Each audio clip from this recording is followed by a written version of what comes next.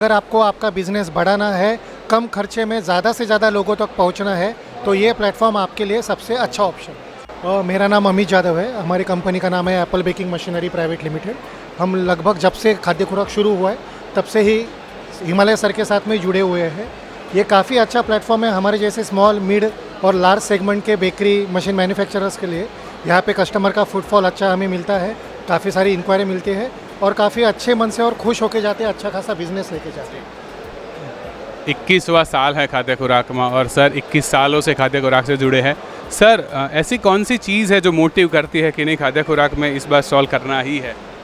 एक कस्टमर का फुटफॉल, दूसरा हिमालय सर का मैनेजमेंट और तीसरा खाद्य खुराक का खुद का ब्रांड वैल्यू। पूरे खाद्य खुराक को एक वर्ड में बयां करना हो तो कौन सा वर्ड देंगे सर आप? इनक्रेडिबल। इनक्रेडिबल इंडिया, इनक्रेडिबल खाद्य खुराक।